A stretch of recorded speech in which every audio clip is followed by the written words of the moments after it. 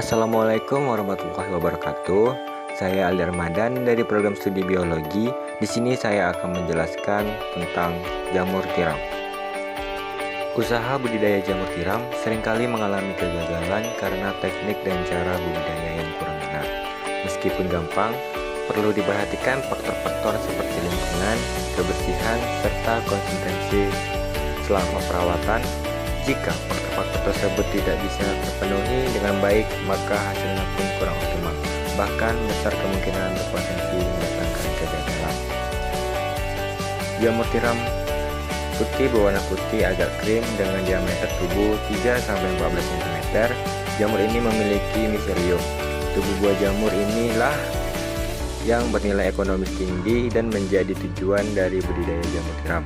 Teknik budidaya jamur tiram mulai dari persiapan hingga pasca panen sangat perlu diperhatikan agar pelaku usaha benar-benar memahami sehingga lebih menguasai dalam pemeliharaan maupun pengendalian hama tanaman. Persiapan penanaman jamur tiram. Sebelum melakukan penanaman, hal-hal yang menunjang budidaya jamur tiram harus sudah tersedia. Di antaranya rumah hubung backlog, rak backlog, bibit jamur tiram, dan peralatan budidaya. Usahakan budidaya jamur tiram menggunakan bibit bersertifikat yang dapat dibeli dari petani lain atau dinas pertanian setempat. Peralatan budidaya jamur tiram cukup sederhana, harga terjangkau, bahkan kita bisa memanfaatkan peralatan dapur. Untuk mengoptimalkan hasil dalam usaha budidaya jamur tiram di dataran rendah dapat dilakukan dengan modifikasi terhadap bahan media dan takarannya, yakni dengan menambah atau mengurangi takaran tiap-tiap bahan dari standar umumnya. Dalam usaha skala kecil, eksperimen dalam menentukan takaran bahan media merupakan hal yang sangat penting guna memperoleh takaran yang pas. Hal ini mengingat jamur yang dibudidayakan di lingkungan tumbuh berbeda tertentu membutuhkan nutrisi dan media yang berbeda pula, tergantung pada kondisi lingkungan setempat.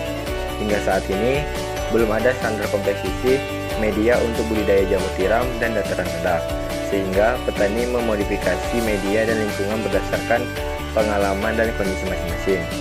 Sebagai media tumbuh jamur tiram, serbuk gergaji berfungsi sebagai penyedia nutrisi bagi jamur. Kayu yang digunakan sebaiknya kayu keras karena serbuk gergaji kayu jenis tersebut sangat berpotensi dalam meningkatkan hasil panen jamur tiram. Hal ini karena kayu keras banyak mengandung selulosa yang dibutuhkan oleh jamur. Jenis-jenis kayu keras yang bisa digunakan sebagai media tanam jamur tiram antara lain sengon, kayu kampung, dan kayu mahoni. Untuk mendapatkan serbuk kayu, pembudidaya harus memperolehnya di tempat pengrajin kayu. Sebelum digunakan sebagai media, biasanya serbuk kayu harus dikompos terlebih dahulu agar bisa terurai menjadi senyawa yang lebih sederhana, sehingga mudah dicerna oleh jamur. Proses pengomposan serbuk kayu dilakukan dengan cara menutupnya menggunakan plastik atau terpal selama 1-2 hari. Pengomposan berlangsung dengan baik jika terjadi kenaikan suhu sekitar 50 derajat Celcius. Alternatif bahan yang bisa digunakan untuk mengganti serbuk kayu adalah berbagai macam ampas, misal ampas kopi, ampas kertas, ampas tebu, dan ampas teh.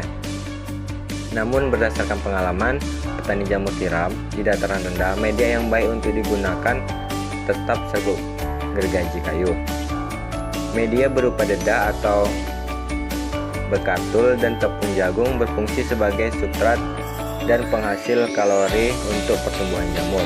Sebelum membeli dedak dan tepung jagung, sebaiknya pastikan dahulu bahan-bahan tersebut masih baru.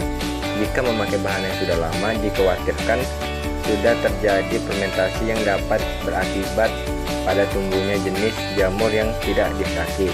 Berdasarkan hasil penelitian, penggunaan dedak maupun daun jagung memberikan kualitas hasil jamur yang sama karena kandungan nutrisi kedua bahan tersebut mirip. Namun, penggunaan dedak dianggap lebih efisien karena bisa memangkas biaya dan cenderung mudah dicari karena banyak dimanfaatkan sebagai pakan alternatif. Kapur atau CaCO3 berfungsi sebagai sumber mineral dan pengatur pH. Kandungan Ca dalam kapur dapat menetralisir asam yang dikeluarkan miselium jamur yang juga bisa menyebabkan pH media menjadi rendah. Wadah yang digunakan untuk meletakkan campuran media adalah kantong plastik bening tahan panas PE 0,002 berukuran 20 cm x 30 cm. Adapun komposisi media semai adalah serbuk gergaji 100 kg, tepung jagung 10 kg, dedak halus atau bekatul 10 kg, kompos 0,5 kg, kapur atau Ca CO3 0,5 kg, dan air 50-60%. Ada dua hal yang harus diperhatikan sebelum melakukan penanaman bibit, yaitu sterilisasi bahan dan sterilisasi backlog. Sterilisasi bahan. Sebelum dicampur dengan media lain, serbuk kayu dan dedak disterilisasi terlebih dahulu menggunakan oven selama 6-8 jam pada suhu 100 derajat Celcius. Dengan sterilisasi tersebut, selain mengurangi mikroorganisme, penyebab kontaminasi juga mengurangi kadar air pada serbuk gergaji kayu. Dengan demikian, media menjadi lebih kering. Kedua bahan tersebut kemudian dicampurkan dan diberi air sekitar 50-60 derajat Celcius hingga adonan menjadi kalis dan bisa dikepal. Air berfungsi dalam penyerapan nutrisi oleh miselium. Air yang digunakan harus air bersih untuk mengurangi resiko kontaminasi organisme lain dalam media. Dalam memasukkan media ke dalam plastik, media harus benar-benar padat agar jamur yang dihasilkan bisa banyak. Jadi, pastikan bahwa bahan-bahan telah cukup padat di dalam plastik dengan cara menekan-nekan adonan hingga benar-benar padat. Kemudian bagian atas kantong dipasang cincin, paralon, dan selanjutnya kantong plastik ditutup dengan sumbat kapas dan diikat dengan karet. Sterilisasi backlog. Sterilisasi backlog dilakukan dengan cara memasukkan backlog ke dalam autoclave atau pemanas atau steamer dengan suhu 121 derajat Celcius selama 15 menit. Untuk mengganti penggunaan autoclave atau steamer, dapat menggunakan drum dengan kapasitas besar atau mampu menampung sekitar 50 backlog dan dipanasi di atas kompor minyak, atau dapat juga menggunakan oven. Memang sterilisasi backlog menggunakan drum memakan waktu lebih lama, yaitu sekitar 8 jam, tetapi dianggap lebih menghemat biaya.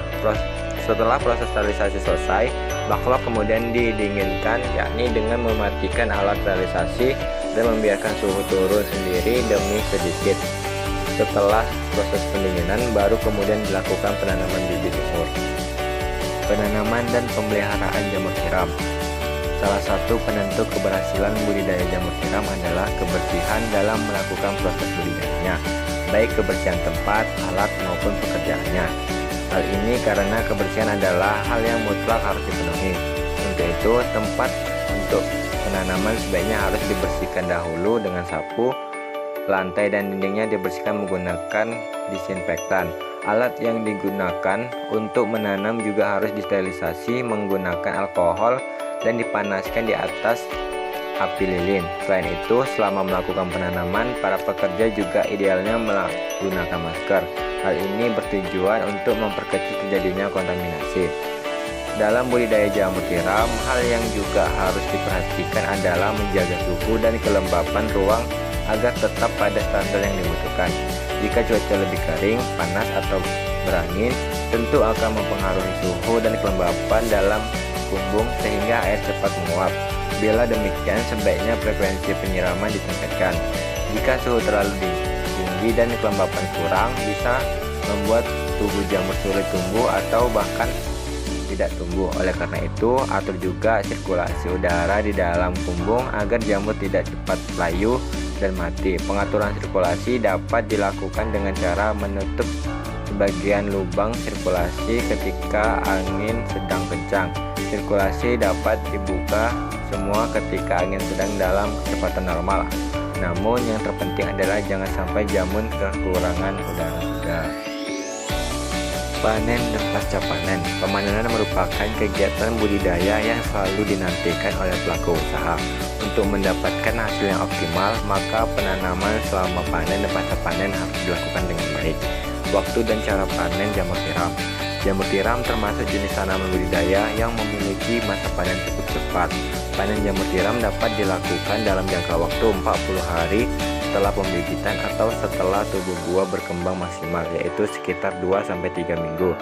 Setelah tubuh buah terbentuk, perkembangan tubuh buah jamur tiram yang maksimal ditandai pula dengan meruncungnya bagian tepi jamur. Kriteria jamur yang layak untuk dipanen adalah jamur yang berukuran cukup besar dan bertepi runcing tetapi belum mekar penuh atau belum pecah. Jamur dengan kondisi demikian tidak mudah rusak jika dipanen. Ada beberapa persyaratan yang harus dipenuhi ketika produksi dipasarkan, misalnya keseragaman belah dan ukuran jamur tiram. Penanganan pasca panen jamur tiram. Penanganan yang dilakukan usai pemanenan jamur tiram bertujuan untuk menciptakan hasil akhir yang berkualitas sehingga sesuai dengan permintaan pasar. Saya akhiri. Wabillahi taufiq wal hidayah. Assalamualaikum warahmatullahi wabarakatuh.